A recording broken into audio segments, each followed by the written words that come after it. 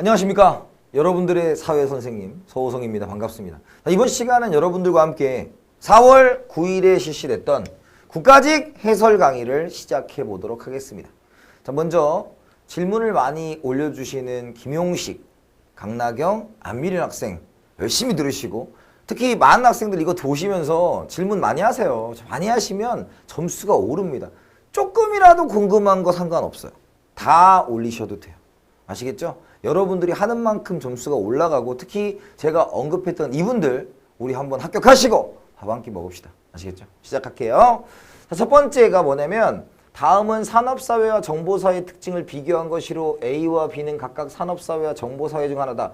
가라에 들어갈 내용으로 옳지 않은 것은, 제가 수업 시간에 요거 나올 때가 됐다고 말씀을 드렸어요. 그죠? 한 번쯤은 나올 수 있다라고 했는데, 주제가 뭐냐면 산업사회와 정보사회에 대한 이야기를 하고 있습니다.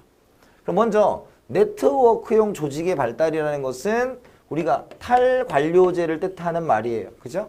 그럼 탈관료제가 있는 것은 당연히 뭐가 되겠어요? 정보사회가 될 것입니다. 따라서 A가 뭐가 된다? 정보사회가 되고 B가 산업사회가 된다 라고 접근을 하시면 돼요. 그럼 첫 번째, 중간관리층의 역할 비중. 중간관리층은 대표적으로 차장님, 부장님 하시는 분들이에요. 이분들이 많은 것은 탈관료제입니다. 아니, 관료제죠, 관료제. 그래서 관료제가 많으니까 A와 B 중에서 B가 많아야 됩니다. 그래서 답은 벌써 1번이 나왔어요. 그죠? 답은 1번이 나왔어요. 두 번째, 옳지 않은 거니까. 두 번째, 다품종 소량 생산입니다. 다품종 소량 생산. 산업사회는 소품종 대량 생산이에요. 따라서 정보사회가 많다. 맞고요.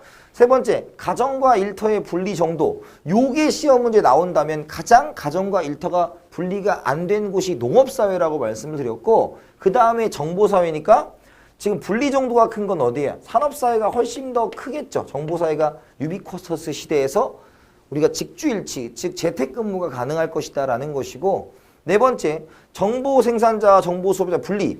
정보사회는 뭐였어? 프로슈머로서 우리가 정보를 생산하고 소비하는 사람이 일치한다. 그래서 분리는 산업사회가 더 많다라는 거죠. 그래서 정답 몇 번? 1번이다. 어렵지 않게 풀 수 있는 문제였습니다. 옳지 않은 거니까 한번 생각해 보시면 되고요. 두 번째 문제로 가면 이런 거예요. 다음 글에 대한 설명으로 옳은 것만을 보기 위해서 고른 것은입니다. 옳은 것만. 최근 소비자들의 쇼핑 트렌드가 변화하고 있다. 소비자들은 인터넷 해외 직접 구매를 통해 새롭고 다양한 상품을 소비할 수 있게 되었다. 그러나 해외 직접 구매로 인한 대금 결제 후 배송 사기, 신용정보 해외 유출 등의 새로운 문제점도 등장하고 있다라는 겁니다. 그럼 기억, 인터넷이 발달하면서 강제적 문화적 현상이 증가하고 있다. 강제적 문화적 변의 대표적인 건 뭐였다? 창씨 개명과 같이 식민 통치에 의해서 무언가를 요구하는 것들이 여기에 해당하는 거죠. 근데 지금 해외 직구를 하는 것은 누가 강제로 시켜서 하는 것이 아니라 자기가 원해서 하는 겁니다. 따라서 요거는 전혀 상관이 없어. 그럼 답을 집어. 쌍. 1번 아니에요. 그죠? 두 번째, 문화의 간접 전파로 인해 문화 변동이 일어난다. 간접 전파라는 것은 매체고, 매체에 해당하는 것이 인터넷이니까 지금 인터넷에 대한 것이 여기 나와 있죠. 그러니까 니은은 맞습니다. 니은 맞아요. 그러면 어떻게? 니은 맞는다 라는 거죠. 그럼 3번은 일단 아니고요. 디귿, 문화지체 문제를 해결하는 노력이 필요하다. 자, 문화지체라는 것은 뭐였어요? 물질 문화의 변화 속도와 비물질 문화의 변화 속도 중에서 물질 문화가 훨씬 빠른 건데, 즉 인터넷 기술이 발전을 하는 거죠. 그런데 그것에 대한 인터넷은 에티켓, 예절, 즉 준법, 의식 같은 게 따라와 못 따라와? 못 따라오는 거죠. 못 따라오는 거. 그러니까 문화지체랑도 관련이 있어요. 자, 엄밀히 말하면 아노미에 더 가까워요. 아노미에 더 가까워요. 근데 이제 문화지체로도 볼 수 있으니까 디귿도 맞습니다. 리얼, 아노미 현상. 이거 맞을 수 있어. 근데 문화 복고라는 것은 기존의 문화가 들어왔을 때 그것을 반대하는 거예요. 대표적으로 우리나라에서 한국사를 하셨으니까 말씀드리지만 위정척사 운동이 여기에 해당하는 거죠. 국내에서 외국에서 들어온 걸 막겠다라는 거예요. 근데 이건 나와 있지 않습니다. 그죠? 정답 몇 번이다? 정답은 니은 디귿인 2번이 된다라는 거죠. 그래서 이 문제는 간접 전파와 문화의 속성으로 나온다면 변동성으로도 나올 수가 있는 것이고요. 여러분들이 한번 잘 봤으면 좋겠다라는 겁니다. 아시겠죠? 그 다음에 3번 문제입니다. 자, 3번 문제 할 때 우리가 이런 얘기 했었죠. A, D는 자료 수집 방법 중 질문지법, 면접법, 실험법, 참여 관찰법 중에 하나다. 이에 대한 설명으로 옳지 않은 것은 이에요. 그러니까 우리가 자료 수집 방법이라고 줬는데 먼저 효율성이 가장 높은 요게 뭐가 되는 거예요? 당연히 질문지법이 돼야 될 겁니다. 질문지법이 돼야 될 거고 그 다음에 자료 수집의 도구의 구조화인데 이건 자료를 통제하는 거고 통제 정도가 가장 심한 게 실험법이고 가장 약한 게 참여관찰법이었어요. 그래서 아주 높음이 두 가지야. 근데 아주 낮음이 있죠. 그러니까 이거 뭐로 해야 된다? 참여관찰법이다라는 거죠. 그 다음에 높음이 있으니까 여기에 뭐가 된다? 실험법이 됩니다. 그쵸? 그 다음에 주관의 개입이 가능성이다라는 건데 주관 개입 가능성이 높은 것이 우리가 질적 연구에 사용하는 것이다라는 거죠. 질적 연구. 그러면 질적 연구에 사용하는 게 두 가지니까 이쪽이 뭐가 된다? 면접법이 된다라고 놓고 푸시는 거예요. 이해가셨습니까? 1번 A는 대량의 구조화된 자료. 문제는 옳지 않은 거예요. 대량의 구조화된 자료, 동일한 형태의 자료를 수집하기에 유리하다라는 거. 질문지니까. 맞죠? 두 번째, B는 다른 방법들에 비해 윤리적 문제가 발생할 가능성이 높다. 윤리적 문제 하면 나올 수 있는 게 실험법입니다. 세 번째, C는 시간과 공간의 제약을 적게 받으면서 폭넓은 연구가 가능하다. 시간과 공간의 제약을 적게 받는다는 것은 동시대가 아니어도 상관이 없다는 뜻이에요. 동시대가 아니어도 상관이 없는 건 문헌연구법이었어요. 참여관찰법은 내가 계속 옆에서 같이 있어야 되니까 시간이 계속 많이 들어가는 거죠. 그걸 제약을 극복하기가 어려워요. 그래서 3번이 틀렸어요. 이것은 뭐에 대한 얘기니까? 문헌연구법에 해당하는 이야기니까. 네 번째, D는 심층적인 조사를 위해 소수를 대상으로 수행하는 경우. 왜? 숫자는 작죠. 우리가 질적 연구는 무엇을 알아야 되나? 내면을 알아야 되는 거죠. 내면. 그러니까 내면을 알기 위해서 적지만 그 사람의 마음속까지 속속들이 파악할 수 있는 게 필요하다라고 보시면 돼요. 그래서 D는 면접법이 되니까 정답은 몇 번? 3번이 된다라는 겁니다. 아시겠죠? 그래서 이런 유형도 제가 한번 나올 때가 됐다고 말씀을 드렸었어요. 이 그림이 중요하다. 우리는 수업 시간에 했습니다. 틀리셨으면 큰일 납니다. 아시겠죠? 그 다음 문제로 봐요. 그 다음 문제. 다음은 결합의지와 접촉 방식을 기준으로 사회집단을 구분한 것이다. 결합의지에 따라서는 뭐예요? 우리가 결합의지가 없으면 공동사회, 있으면 이익사회였고 그 다음에 접촉 방식은 뭐였냐면 우리가 전인격적이다 그러면 1차 집단, 전인격적이 아닌 수단적 계산적이다 그러면 2차 집단이었습니다. 그죠? 그래서 결합의지가 본질적이다 그러면 이걸 뭐라고 한다? 공동사회고 여기가 뭐가 된다? 이익사회가 된다라고 말씀을 드릴 수가 있고요. 그 다음에 접촉 방식이 몰인격적이 형식적이다라는 건 2차 집단이고 여기는 1차 집단이 되는 것이겠죠. 그죠? 그러면 우리가 공동사회이면서 2차 집단 이런 건 없다 그랬어요. 없다고. 그죠? 그 다음에 이익사회이면서 형식적인 거 요게 뭐였어? 회사였죠. 회사. 세 번째, 전인격적이고 직접적인 거 가족이었죠. 가족.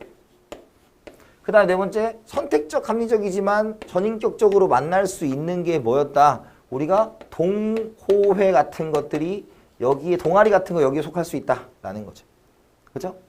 그러면 A는 B에 비해 형식화된 규약에 의해 공식적인 통제가 이루어진다. A는 이런 거 자체가 존재하기가 쉽지 않아요. 존재하기가 쉽지 않아. 근데 이제 굳이 따지면 형식화된 규약에 의한이니까 뭐에 가깝다? 2차 집단에 가깝다라는 거예요. 그리고 공식적인 통제가 이루어진다라고 했는데 지금 여기 보면 2차 집단은 맞지만 공식적 통제는 회사가 더 많아요. 그죠? 그러니까 A는 B에 비해서 A는 특별히 할 수 없지만 그래서 기억은 틀렸어요. 그래서 그럼 기억 틀렸으니까 짠 나왔어. 두 번째, 가족, 친족, 민족은 B에 해당한다. 우리가 가족을 선택할 수 있어요? 없어요? 없습니다. 그죠? 그러니까 틀렸어요. 가족, 친족, 민족은 어디 들어가겠어? C에 들어가는 게 맞겠죠. C. 그 다음에 세 번째, C는 B에 비해 가입과 탈퇴가 어렵다. 왜? 공동사회야. 가족 뭐하러 했어요? 가족. 야, 너 호족에서 팔 거야. 그럼 뭐래? 어머님, 호족법상 그렇게 쉽지 않습니다. 이렇게 말할 수 있다고요. 그러니까 요거는 가입과 탈퇴가 당연히 어렵죠. 여기는 지가 선택해서 들어간 거고 여긴 선택해서 들어간 게 아니니까. 그러니까 D금 맞고요. 여기서 리을이에요. 회사 내 동호회는 B와 D의 성격이 공존한다는데 저는 여기 썼지만 이렇게 생각하시면 돼. 처음에는 동호회에 들어갔어요. 서먹서먹하고 아는 사람도 없죠. 그러면 내가 이 사람에게 책을 잡힐까? 그런 어떤 욕을 먹을까? 그런 생각을 하고 접근할 거란 말이에요. 그러니까 당연히 뭐가 될 거다? 우리가 2차 집단의 성격을 처음엔 띌 거예요. 그죠? 그다가 시간이 지나면 내가 친분이 충분히 쌓인다는 가정하에서 내가 그 사람들과 굉장히 친해지게 되면 나의 모습을 다 보여줄 수도 있고 내가 어느 정도의 잘못을 인정해 줄 수도 있는 거겠죠. 그러니까 둘 다 성격이 나온다라는 거예요. 어떤 의미인지 아시겠죠? 전 여기다 썼지만 일반적으로 여기다 많이 내요. 근데 이 문제는 조금 더 하는 거야. 그러면 리을이 이해가 안 간다고 이 리을을 빼놓다고 해도 기억 니은이 워낙에 틀린 거예요. 그러니까 답을 찾을 때는 여러분들의 의도가 물론 중요합니다. 그러나 출제자의 의도를 파악하는 게 훨씬 더 중요해요.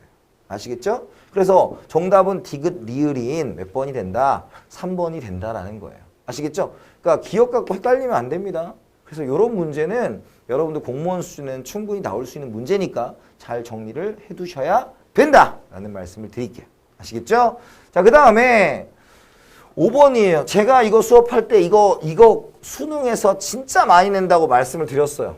그죠? 그래서 제가 여러분들이 했던 말 기억나죠? 이 두 가의 수치 중에서 어떻게 시작해라? 작은 수치를 동그라미 하고 시작해라. 그래서 이 작은 수치, 여기 똑같고 작은 수치, 작은 수치입니다. 자, 작은 수치가 말하는 게 무엇이냐면 이것이 문제가 뭐예요? 절대적 빈곤율과 상대적 빈곤율이죠. 절대적 빈곤율은 최저생계비 미만이고 중위소득의 2분의 1 미만이다 라고 말씀드렸고 시험 문제 낼 때 작은 수치는 뭐예요? 절대적 빈곤이면서 상대적 빈곤인 수치가 작은 수치다라고 말씀드렸고 두 번째는 중위소득 대신에 평균소득 나오면 틀리고 50% 빼먹어도 틀린다라고 수업 시간에 그렇게 말씀을 드렸습니다. 자, 니은은 전체 가구 소득의 평균값이다. 그딴 거 내가 알잖아. 평균값 물어본다고. 그러니까 아니라고 평균값. 그죠? 두 번째 2005년에는 기억이 뭐야? 최저생계비와 그 다음에 중위소득이 같다. 아니야 50% 왜 빼먹어? 50%까지 나야죠. 그래서 중위소득이 기억과 니은의 값이 같은 게 아니라 니은의 2분의 1 값하고 같아야죠. 그러니까 아니에요. 그 다음에 세 번째 절대적 빈곤 가구 수가 감소하는 추세다. 잘 봐요. 가구의 구성원 수라는 것은 2식구냐 3식구냐 4식구냐라는 얘기야. 그런데 지금 가구의 구성원 수가 동일하다고 했지 가구 수가 동일하다는 얘기는 없습니다. 그렇기 때문에 가구 수가 감소한다라는 것은 알 수가 없어요. 가구 원수, 식구가 몇 명이냐를 물어봤지 이걸 물어보지는 않았어요. 그래서 몰라요. 그 다음에 2000년에는 상대적 빈곤 가구가 절대적 빈곤 가구에 포함된다고 했죠. 자, 이게 무슨 뜻이냐면 2000년을 보면 이런 거잖아. 제가 수업 시간 여기 0%고 여기가 100%라고 하면 이쪽이 상층이고 이쪽이 하층이었다는 얘기예요. 그럼 빈곤은 뒤에서부터 재야 되는 거니까 지금 이런 논리인 거지. 쉽게 말씀을 드리면 지금 7.2% 여기 좀 크게 적을게요. 7.2%가 뭐에 해당하는 거다? 절대적 빈곤에 해당하는 것이고 그 다음에 6.9%가 상대적 빈곤에 해당하는 거니까 지금 어디 부분이 여기 부분이 지금 겹쳐 있는 거죠. 즉 상대적 빈곤에 해당하는 사람들은 당연히 절대적 빈곤에 해당하는 거예요. 아, 이게 무슨 뜻이냐면 이런 뜻이라고요. 이 강의를 듣고 있는 분들 중에서 50kg 미만자가 있잖아요. 그리고 70kg 미만자가 있다고. 그럼 당연히 50kg 미만자는 70kg 미만자에 포함이 되는 거죠. 그런 식으로 접근을 하는 거라고. 이해가세요? 그래서 제가 수업 시간에 뭐라고 했냐면 공무원 그래프 문제는 굉장히 복잡하게 사고하는 문제가 나오지 않는다고요. 한눈에 볼 수 있는 거고 제가 그렇게 말했잖아요. 뭐라고? 평균값 물어볼 거예요? 2분의 1 빼먹을 거예요? 라고 얘기했죠. 그리고 가구수가 안 나와 있으면 비율만 갖고 숫자 몰라요? 라고 얘기했고 마지막에 뭐다? 작은 수치 동그라미하고 작은 수치가 뭐다? 절대적 빈곤이면서 상대적 빈곤인 사람들이니까 2000년에는 절대적 빈곤이 훨씬 더 높으니까 이 6.9% 상대적 빈곤에 해당하는 사람은 절대적 빈곤에 모두 포함되는 거다. 정답은 4번이 되는 겁니다. 아시겠죠? 그래서 이 정도 문제는 여러분들 충분히 해낼 수 있었을 거라고 생각을 합니다. 그게 안 되시면 저한테 질문을 하셔야 돼요. 강나경, 안미령, 김용식 씨 같이 계속 질문을 하셔야 돼요. 여러분 어리석은 질문은 없어요. 여러분들이 당연히 모르시는 게 당연한 거고요. 그래야 저도 여러분들에게 도움을 주면서 먹고 삽니다. 먹고 산다고 해도 좀 그런가? 도움을 준다고 할게요. 그런 걸 그렇게 얘기해야지. 그죠? 자, 그 다음에 6번으로 갈게요. 수업 시간에 그렇게 얘기했어. 우리가 민법상 태학은 뭐였다? 권리 능력의 예외인데 딱 두 가지만 인정된다 그랬잖아. 첫 번째가 뭐였어? 상속.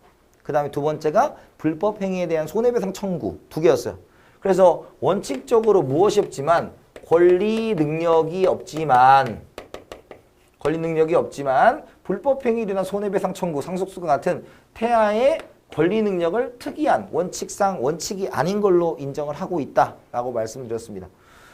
자, 첫 번째, 미성년자는 기억이 있다. 당연히 옳은 거니까 미성년자는 자연인이에요. 태어나면서부터 존재하는 거죠. 그래서 형법상 진톨설, 민법상 완전 노출설이었다라는 거예요. 그럼 정답은 1번이네요. 그죠? 그 다음에 2번, 자연인만 기억을 가질 수 있다. 권리 능력은 누구? 법인, 설립 등기를 한 법인도 가질 수 있다라고 했고 자연인과 법인의 권리 능력은 일치하지는 않다라고 말씀드렸어요. 세 번째, 출생신고를 마쳐야만 기억을 취급한다. 그러면 출생신고 안 하면 사람 아니야? 그런 거 아니라 그랬죠. 사람입니다. 그죠? 그래서 아까 얘기한 완전 노출설이 민법상 사례고요. 네 번째, 제한능력자 제도는 뭐였어? 미성년자, 피안정 후견인, 피성년 후견인입니다. 그죠? 그건 뭐였다? 행위능력이야.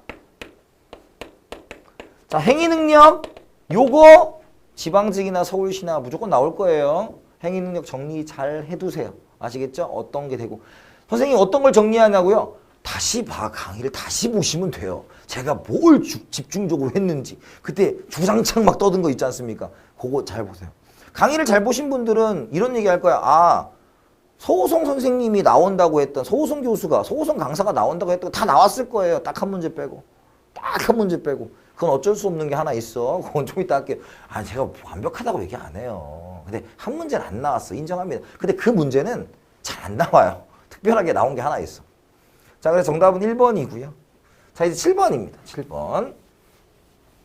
7번도 뭐 대단히 복잡해 보이지만 한 개도 안 복잡해. 그림은 대통령의 권한 행사에 대한 통제 수단이다. 기억 리을에 대한 설명으로 옳지 않은 것. 대통령 이렇게 통제를 받고 있다라는 거예요. 1번. 대통령이 직무집행에 있어서 헌법이나 법률을 위반한 경우에 헌법재판소는 탄핵의 소추를 의결은 누가 하는 거야? 국회가 하는 거고. 그래서 탄핵 소추 의결은 누가 하는 거? 국회가. 탄핵 심판을 누가 하는 거야? 이거를 우리가 심판을 헌재가 하는 거죠. 헌재. 그죠? 그래서 헌법재판소 정말 중요하다고 말씀을 드렸잖아요. 그래서 정답 몇 번? 1번이에요. 틀렸잖아. 옳지 않은 거니까. 탄핵의 소추를 의결하는 건 국회고 탄핵 심판을 하는 게 뭐다? 우리가 헌법재판소입니다. 정답 틀렸고. 2번. 명령이나 헌법이 법률에 위반되는지 여부가 재판의 전제가 된 경우엔 대법원이 최종적으로 심사할 권한을 가진다. 명령이죠. 명령, 규칙, 심사권은 누가 가진다? 대법원이 가집니다. 위헌 법률 심판을 누가 하는 거고? 헌법재판소가 하는 거고. 세 번째, 국무회의는 정부의 권한에 대종하는 중요한 걸 심의한다. 그죠? 심의한다. 맞죠? 네 번째, 국회는 국무총리의 해임을 대통령에게 건의할 수 있어요. 국무총리 해임 건의권은 국회의 고유한 권한, 우리나라의 국회의 고유한 권한이다 라는 겁니다. 정답은 1번이 됩니다. 아시겠죠? 그래서 헌법재판소의 기능은 여러분 다음 시험에도 언제든지 나올 수 있으니까 잘 정리를 해두셔야 돼요. 사실 이런 유형이 고등학교 문제는 없는 거예요. 근데 별로 어렵진 않아요. 잘 보세요. 국제법에 법원이니까 법원이 나왔더니 선생님 국제법에도 사법부가 있습니다. 아, 그게 아니고 법의 근원이 뭐였어? 조약, 그 다음에 국제관습법,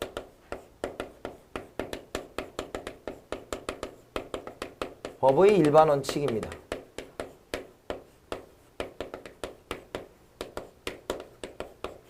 그죠? 국제관습법과 법의 일반 원칙은 조약과 달리 별도의 체결 절차 없이 일반적으로 국제사회에서 법적 구성이 발생한다.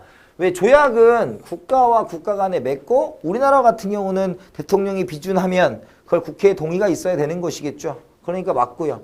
두 번째 법의 일반 원칙은 문명국들이 공통으로 승인하여 따르는 법의 보편적인 원칙, 신의 성실의 원칙, 약속을 지켜라, 권리 남용 금지의 원칙, 타인에게 피해를 주지 마라 뭐 이런 것들이겠죠.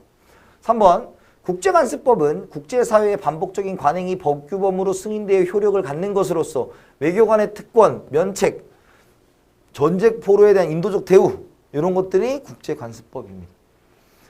4번 조약은 2개 이상의 국가사회에서 맺은 법적 구속력을 갖는 문서 형식의 합의로서까지는 맞아요. 근데 우리나라의 경우 대통령이 안전보장에 관한 조약을 체결한 경우 군사적 조약, 국회의 동의를 필요로 하지 않는다. 그럼 국회가 뭐들어 필요해요?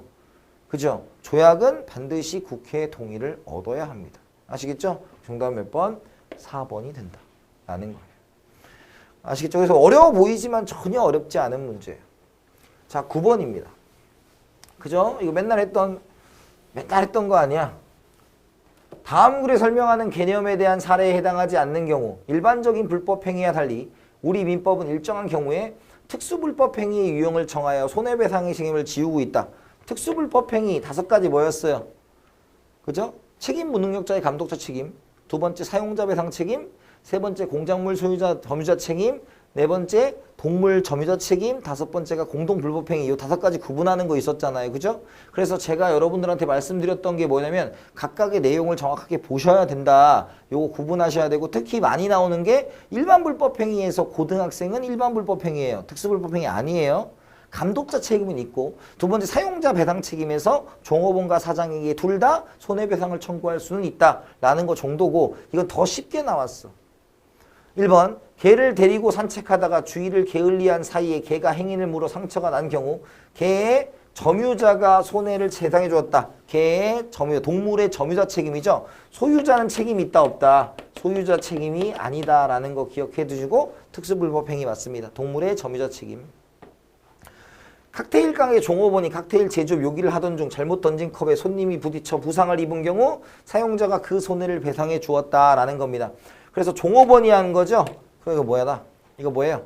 사용자 배상 책임인 특수불법 행위입니다. 세 번째, 타인의 승용차 운전 중 부주의로 인해 상품 진열대를 파손하여 운전자가 그 손해를 배상해 주었다. 아, 당연히 운전자가 해야죠. 이건 일반 불법 행위, 일반 손해배상 청구를 할 수 있는 요건입니다. 정답은 특수불법 행위가 아니에요. 특수불법 행위는 뭐였어? 내가 잘못을 안 했어. 혹은 누가 잘못했는지 몰라. 이런 때 하는 거예요. 그러니까 내가 잘못한 게 명확히 있어요. 그런 경우에는 일반 불법 행위입니다. 아시겠죠? 운전자가 잘못한 게 뻔하니까 승용차의 소유자가 책임을 질 필요는 없는 거죠. 이거. 그 다음에 5번 자녀가 타인의 집 유리창을 부주의로 파손한 경우 그 자녀의 부모가 손해를 배상해줬다. 5세의 자녀는 정상적인 사립 판단을 할 수 있는 능력이 없어요. 그렇죠? 그렇기 때문에 요것은 뭐다? 책임 무능력자의 감독자 책임입니다. 그래서 정답 몇 번? 3번이 돼요. 그래서 요거는 그냥 이걸 구분하는 문제고 요런 류의 문제가 뭐예요? 우리가 위법성 조각사유와 책임성 조각사유도 이런 형태로 나오는 겁니다. 어려운 거 아니니까 여러분들 잘 정리를 해두시면 좋겠어요. 자, 요 문제입니다. 요 문제. 여러분들 이 문제는요. 이렇게 한 번 나오고 또 나올 확률이 있느냐? 그렇지는 않아요. 그러니까 요런 문제가 하나 껴있는 거죠. 이해가세요? 그래서 여러분들이 이런 문제에 대해서 한번 생각을 해보는 건데 어쨌든 이 다음번 교재가 개정되고 강의를 할 때는 수업을 하겠죠. 기출이었으니까. 근데 이런 문제에 너무 연연하실 필요 없어요. 아시겠죠? 이거는 이런 경우에만 한 번 나오는 거고 자주 나오는 주제는 아닙니다. 하지만 또 나오면 좋죠. 오늘 정리를 할 거니까. 다음 미출진 제도 공공경찰서장은 긴급범죄신고 변호인 112에 허위신고를 하여 근무 중인 경찰 등을 긴급 출동케 한 갑에 대해 즉결심판을 청구하였다. 경찰은 긴급범죄 112에 대해 별다른 죄의식 없이 허위신고를 하는 사람들에게는 강력하게 대처해 112 범죄 신고가 국민의 비상벨 역할을 제대로 펼쳐나갈 수 있도록 최선의 노력을 다할 것이라고 밝혔다라는 겁니다. 그럼 직결심판입니다. 선지만 잘 보시면 돼요. 1번 관할 경찰서장 또는 관할 해양경비안전서장, 옛날에 이게 해양경찰청장이었는데 이게 없어졌으니까 검찰청에 청구한다. 이건 심판이니까 심판은 누가 하는 거예요? 심판은 당연히 법원에 해야 돼요. 법원. 그죠? 그래서 이게 법원이에요. 법원. 그래서 1번은 틀렸어요. 2번 20만 원 이하의 벌금이나 금고가 부과되는 가벼운 범죄 사건이다. 그럼 금고는 뭐였어? 1년 이상이야. 1년 이상 깜빵에 살아야 되는 게 금고라고요. 이해가세요? 그런데 여러분들 이 직결심판이 많이 사용되는 게 뭐냐면 경범죄나 아니면 도로교통법에 경미한 사건 있잖아요. 뭐 중앙선 침범, 경미하진 않다. 그죠? 어쨌든 도로교통법에 관련된 것들이야. 그래서 금고가 아니라 구류입니다. 구류. 30일 미만 살 수 있는 거. 그러니까 되게 약한 거예요. 금고는 1년 이상 살아야 되잖아요. 30일 이상 살아야 되는 거니까 금고는 30일 이상이니까 아까 1년이라고 잘못 얘기한 거 30일 이상 살아야 되니까 아니에요. 구류예요. 구류. 틀렸고 경미해야 돼요. 형의 집행은 경찰서장이 하고 그 집행 결과를 지체 없이 판사에게 보고한다. 형 집행은 본래 우리가 사법부에서 재판할 때 누가 하는 거야? 검찰이 하는 거예요. 검찰. 그죠? 그래서 요거는 검찰에게 보고를 해야 돼요. 검찰한테. 이해갔습니까? 네 번째, 피고인의 불출석 심판 청구를 법원이 허가한 경우 법원은 피고인이 출석하지 않더라도 심판할 수 있다라는 거죠. 왜? 너무나 경미하기 때문에 이것을 정식 재판. 물론 이 직결 심판도 내가 불복할 경우는 정식 재판을 청구할 수 있습니다. 하지만 대부분의 사람들이 돈 몇만 원 가지고 이런 거 하지 않아요. 그죠? 그러니까 정답 몇 번? 4번이 맞는 겁니다. 그래서 여러분 여기는 이 정도만 잘 정리하시고요. 나중에 이제 기본서 개정하고 할 때는 다시 들어가고 여기에선 이 문제가 막 그렇게 중요하게 막 매번 출제되는 주제는 아니다라는 겁니다. 하지만 기출은 소중하니까 잘 정리를 해 두십시오. 아시겠죠? 자, 그 다음에 이제 11번입니다. 11번. 맨날 나오는 거잖아요. 그죠? 사회계약설에 대한 설명으로 옳지 않은 것은입니다. 홉스 수업 시간 이렇게 했죠. 홉 다 빨아먹는다고 그죠? 만인에 대한 투쟁 상태니까 강력한 힘을 가진 절대 군주제가 필요하다. 맞습니다. 두 번째, 로크는 국가가 개인들의 자유와 권리를 침해할 경우 국민들의 저항권을 인정하였다. 로크 이꼴 저항권이죠. 세 번째, 로크는 정치 권력을 입법권, 집행권, 사법권으로 분립하여 삼권 분립론으로 주장하였다. 삼권 분립론은 누구야? 몽테스키웨죠. 몽테스키웨. 로크는 뭐가 필요했다? 사유재산이 발생했을 때 이것이 정말 누구 것이냐라고 말을 해야 되는데 그것을 정할 법이 없다라고 얘기한 거죠. 그걸 우리가 뭘 정해야 돼? 실정법이 없으니까 이걸로 의회라는 실정권을 만들어내고 법이 있다고 해서 지키지 않으면 문제가 되니까 그것을 집행할 수 있는 집행권을 만들어내야 된다라는 거죠. 집행권 누구다? 왕이다. 그래서 의회와 왕 중에서 의회가 우위인 형태를 만들어낸다라는 거죠. 그걸 이권 분립론이라고 얘기하는 거죠. 그래서 삼권 분립론이 아니라 이권 분립론입니다. 그 다음에 루소는 국민들의 계약을 통해 국가를 만들었어도 국가에 자신들의 주권을 양도한 것은 아니다. 이것을 우리가 뭐라고 했다? 양도 불가설이라고 얘기하는 거죠. 양도 불가설. 그래서 사회계약설도 수업 시간에 맨날 얘기하죠. 맨날 나오는 주제니까 잘 정리해 두시라고. 그래서 로크는 삼권 분립론이 아니라 이권 분립론입니다. 아시겠죠? 정리 잘 해두시고. 여러분 그래서 기출문제 우리 강의를 보는 여러분들은 기출문제를 보는 이유가 이거예요. 이런 요소들이 나왔어요. 근데 제가 수업 시간에 중요하지 않다고 중요하게 꼭 찍어주지 않은 건 아까 10번 직결심판밖에 없어. 그럼 나머지는 여러분들 수업 시간에 잘 정리가 되어 있으니까 다시 내가 이 부분에 약하다. 사회는 나오는 게 또 나와요. 안 나오는 건 말해줘요. 직결심판 같은 건 이번 시험에 또 나올지는 모르겠어. 하지만 정리해 두시는데 나머지 부분에 대해서는 여러분들이 앞에 강의에서 정확하게 봤는지 여러분들 다시 보셔야 돼요. 아시겠죠? 자, 그 다음에 12번. 이것도 나오는 거 또 나왔잖아. 잘 보세요. 옳지 않은 겁니다. 소선거구제는 대표자 결정 방식이 다수대표제와 결합하여 시행되는 것이 일반적이다. 소다! 이렇게 했었죠, 수업 시간에. 그죠? 두 번째, 우리나라 국회의원 지역구 선거, 지방자치단체장 및 기초의회 선거는 소선거구다. 그렇게 얘기했어. 우리나라에 딱 한 개가 뭐였다? 중선거구. 그것이 뭐였다? 기초의회 지역구 선거는 중선거구다라고 얘기했어요. 그러니까 2번이 틀렸어요. 그죠? 3번에 보면 소선거구제는 중대선거구제에 비해 선거 비용이 적게 들고 인기가 높은 후보나 주요 정당에게 유리할 수 있다라는 거죠. 그래서 효율성 있고, 두 번째, 인기가 높은 후보가 뭐야? 친밀감. 그 다음에 주요 정당 후보. 그래서 우리가 소선거구제는 다수당에게 유리하기 때문에 양당제에 기여한다라는 표현을 썼죠. 맞고. 4번, 소선거구제는 중대선거구에 비해 사표가 많이 발생할 수 있으며 정당 득표율과 정당의 의석률에 불일치가 심화될 수 있다. 득표율과 의석률의 불일치. 그걸 우리가 뭐라 그랬어? 과대대표냐 과소대표냐, 이것이 많이 나오려면 사표가 많아야 되고, 이것을 최소화하는 방향이 소선거구에서 중대선거구에서 비례대표제로 나아가는 방법이었다라는 겁니다. 정답은 2번이 되겠네요. 그 다음 13번입니다. 13번. 가나에 대한 설명으로 옳지 않은 것. 법에 의한 제비는 법을 통치자의 의사를 실현하는 도구나 수단으로 사용하는 것이다. 법에 의한 지배. 그걸 우리가 형식적 법치주의라고 했어요.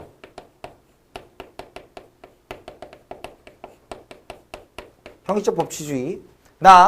법의 지배는 누구도 법과 동등한 권위를 지닐 수 없고 통치자를 비롯한 모든 사람이 법에 종속된다는 것이다. 이것을 뭐라고 했다? 실질적 법치주의다라고 얘기했습니다. 형식적 법치주의와 실질적 법치주의. 1번, 가는 법치주의를 형식적인 의미로 이해하고 있다. 맞아, 틀려요? 맞죠? 두 번째, 나는 법의 내용과 목적을 중시하여 통치의 정당성을 강조한다. 법의 내용과 목적을 중시, 그러니까 다 보는 거죠. 내용까지. 그러니까 맞는 거고. 세 번째, 그래서 여기는 기본적으로 형식적 법치주의는 내용은 기본권을 제한하든 말든 상관이 있다 없다? 없다라고 얘기한 거고, 여기는 기본권에 제한이 있으면 안 되고 기본권을 보호하는 방법으로 법치주의가 시행되어야 된다라고 주장을 하는 겁니다. 그 다음에 나에 따른 법치주의와 민주주의는 상호 보완적이다. 왜? 민주주의를 보호하기 위해서 법치주의가 존재하는 거죠. 그죠? 국민의 권리를 보호하기 위해서. 4번, 전체주의 국가는 가보다 나로 법치주의를 한다. 전체주의 국가가 하는 게 뭐예요? 합법적 독재인 통치자의 의사를 실현하는 도구나 수단으로 사용하는 거겠죠? 그러니까 나가 아니라 가가 될 겁니다. 정답은 4번이다 라는 거예요. 형식적 법치주의와 실질적 법치주의 나왔어요. 항상 나올 수 있는 주제고. 그 다음에 14번. 그림은 전형적인 두 가지 정부 형태를 단순화하여 나타낸 것이다. 이에 대한 설명으로 옳은 것은입니다.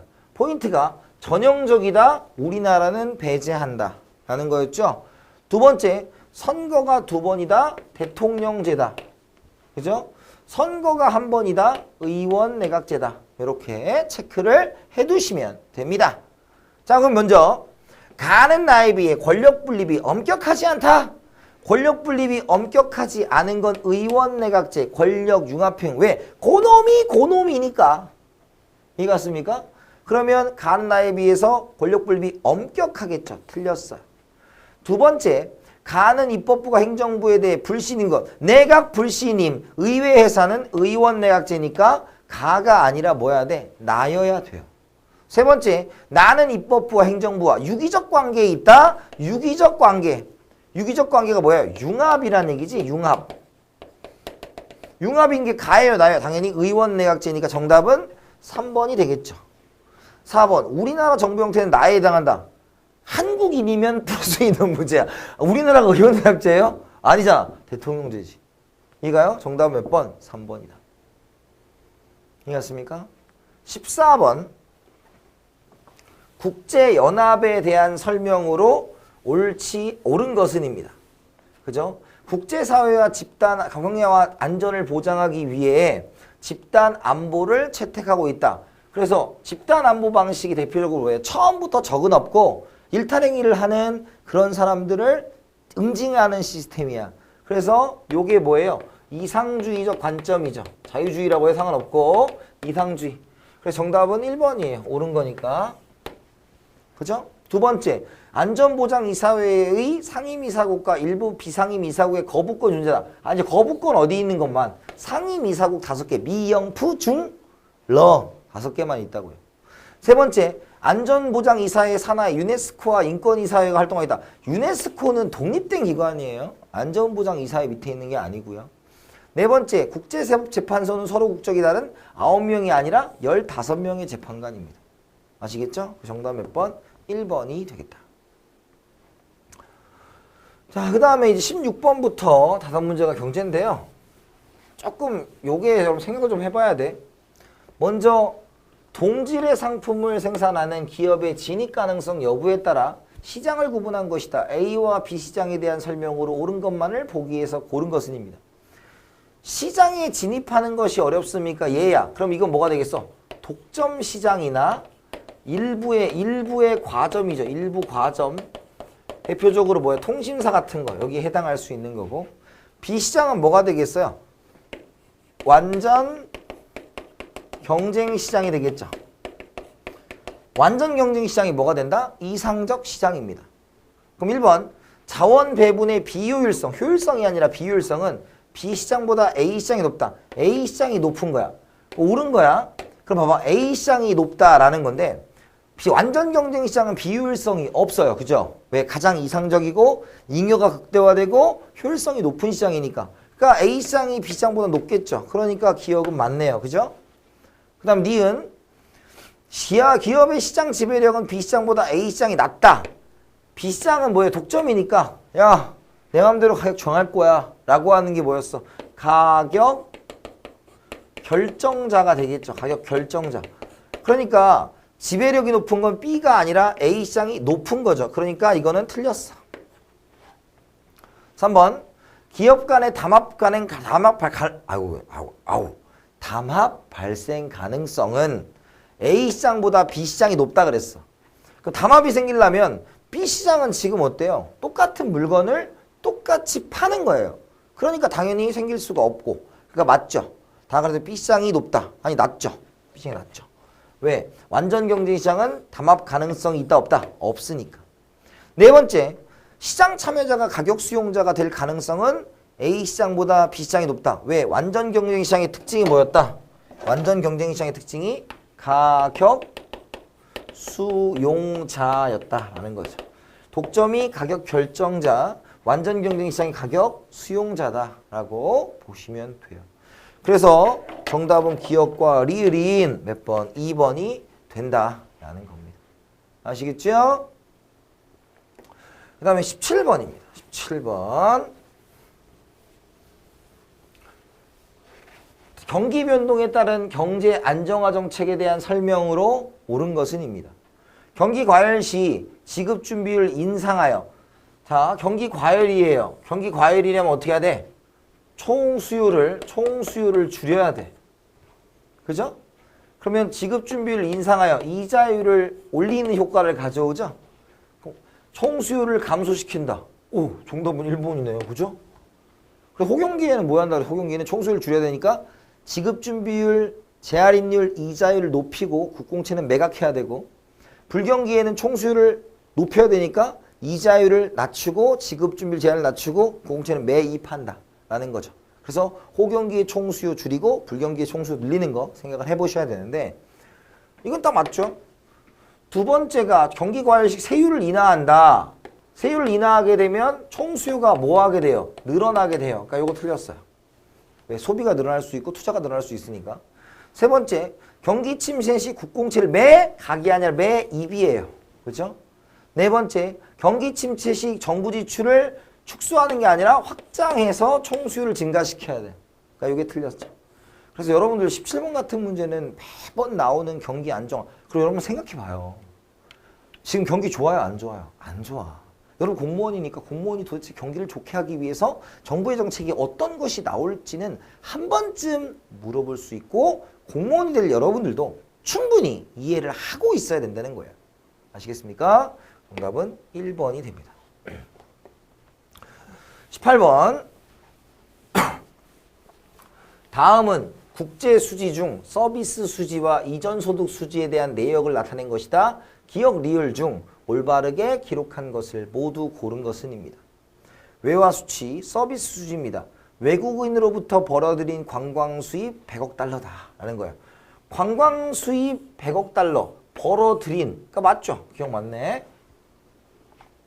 니은 외화 지급 외국 기업 주식 매입 금액 9천만 달러. 그죠? 외국 기업의 주식 매입 금액이야. 지금 9천만 달러인데 주식을 매입한다는 것은 뭐예요? 투자한 거야, 투자. 그러니까 우리가 그걸 뭐라고 해? 금융계정이라고 표현을 하는 거죠. 금융계정. 그러니까 이거는 서비스 수지가 아니라서 틀린 거예요. 그죠? 그 다음에 이전소득. 이전소득은 뭐예요? 이건 이제 우리가 이거는 무형의 것들, 보험 같은 거, 여행, 그 다음에 교육 같은 거고, 이거는 뭐예요? 이전소득세는 무상으로 받고 주고받는 거죠. 국제원조, 송금, 국제기구 출연금 이런 거였으니까 국제 투자자가 외국 기업, 국내 투자자가 외국 기업 주식을 보유하고 받는 배당금 1억 달러죠. 배당금은 뭐예요? 본원 소득 수지예요. 그러니까 틀렸어. 이거 아니고. 네 번째, 정부가 해외 난민 보호를 위해 무상 원조 한 1억 달러 나간 거죠. 그러니까 맞고. 무상 원조니까 우리가 이전 소득 수지죠. 그러니까 이 문제는 아주 기초적인 문제예요. 여러분들이 국제 수지의 항목에 대해서 기억을 하고 있느냐고. 지금 보시면 아시겠지만 요 국제 수지 파트를 굉장히 좋아합니다. 공무원이. 글로벌 공무원을 키우기 위한 과정인 것 같아요. 그러니까 요것도 한번 잘 보셔야 되는 거예요. 그래서 정답은 뭐다? 기억과 리을인 2번이 되겠다라는 겁니다. 아시겠죠? 19번입니다. 19번이 여러분 좀 시간을 잡아먹게 만드는 거예요. 그러니까 산수를 조금 해야 돼요. 그죠? 그럼 봐봐요. 노동 가능 인구가 있고 경제활동 참가율이 있죠. 그러면 이걸로 통해서 우리가 경제활동 인구를 구할 수가 있어. 그죠? 그러면 만에서 75. 그럼 여기 있는 거 쓸게 그냥 옆에다 경제활동 인구. 여기 너무 이렇게 벌어지는 것 같으니까. 경제활동 인구가 뭐야? 만에서 75니까 7,500명이죠. 그죠? 그 다음에 12,000에서 60이니까 6일은 6, 6이 10이니까 7,200명이 돼요. 그죠? 그 다음에 9, 8이니까 9, 8에 70이 7,200명. 요게 뭐예요?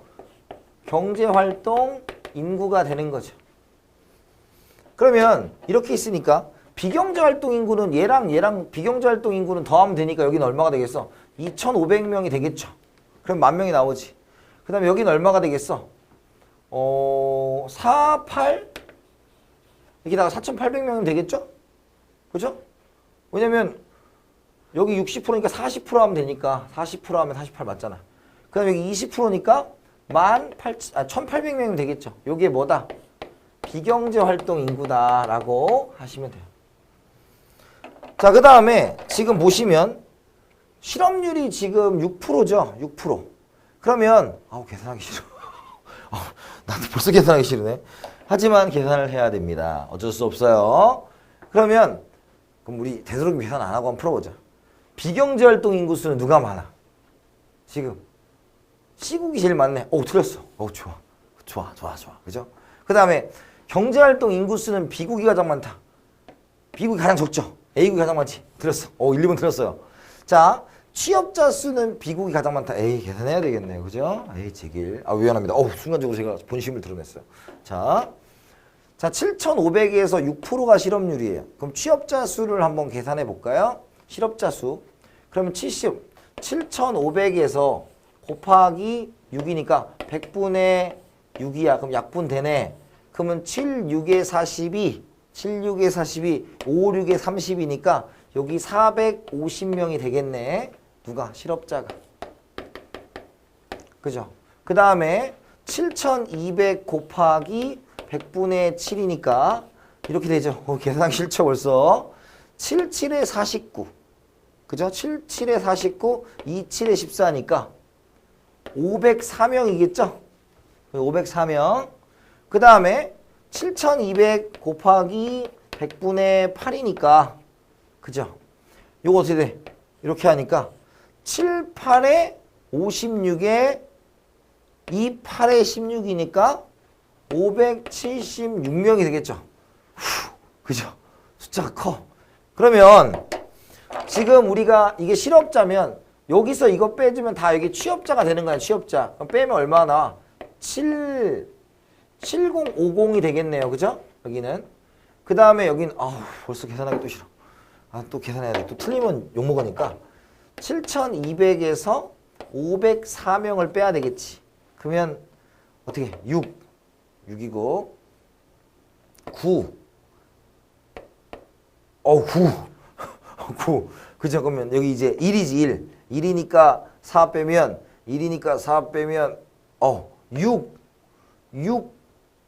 됐죠? 66 그죠? 6696이죠. 6696 그죠? 6696이야. 그죠? 그 다음에 여기 또 하면 어떻게 돼? 또 빼야지. 또 빼자. 자, 물론 이제 시험장에서는 여러분 답을 찾을 수 있으면 쉽게 찾으시려고 노력해야 돼. 근데 이 문제가 좀 산수하라고 냈어요. 그럼 4고 9니까 2고 1이니까 6624네. 6624. 66 또 읽었었네. 6624 됐습니다. 더 이상 할 게 없어 이제. 그럼 봐봐요. 취업자 수는 누가 더 많아요? 취업자 수는 지금 A국이 제일 많네요. 그죠? A국이 제일 많고 그 다음에 실업자 수는 C국이 제일 많다라고 했다. 실업자 수는 C국이 제일 많네요. 그죠? 여기는 취업자, 여기 실업자니까 취업자 수는 누가 많고 A가 많고 실업자 수는 누가 많다? C국이 제일 많다라는 거네요. 그죠? 정답은 4번입니다. 어떤 건지 아시겠죠? 산수 안 틀렸어. 감독님이 지금 의심하고 있어요. 날 지금. 내가 아까 11에서 5 빼는 게 너무 헷갈려가지고 순간적으로 이게 이런 듀를 잘 안 쓴단 말이에요. 사실. 그러니까 여러분 계산해보면 이렇게 나올 거예요. 그러니까 한번 해보시고 요거는 여러분들 이번 국가직에 좀 시간을 써보라고 낸 것 같으니까 한번 해보시면 되고 근데 1, 2번은 쉽게 나오니까 익숙하신 분들은 쭉 풀었으면 됩니다. 사회는 항상 모아의 시간이야. 자기 푸는 시간의 싸움이니까 요것도 연습을 많이 해보셔야 되는 아주 노멀한 문제인데 숫자가 더럽게 줬다라는 거죠. 자, 이제 마지막 문제입니다. 마지막 문제.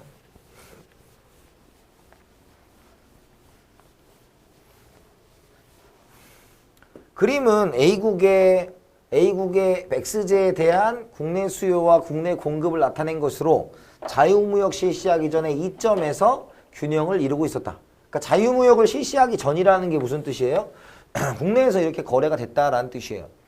그런데 A국의 시장을 전면 개방할 경우 국내 X제 시장에 미치는 영향에 대한 설명으로 옳지 않은 것은입니다. 그러니까 전면 개방을 했어. 전면 개방. 자, 먼저 전면 개방을 했다는 거 옳지 않은 건데 단 X제는 국제시장의 가격은 P1이고 A국은 이 가격을 주어진 것으로 받아들이며 X제를 얼마든지 수입할 수 있다는 거니까 국내 공급의 양은 여기죠. 국내 공급이 여기고 이만큼이 뭐였다? 수입을 한 거예요. 이해갔습니까?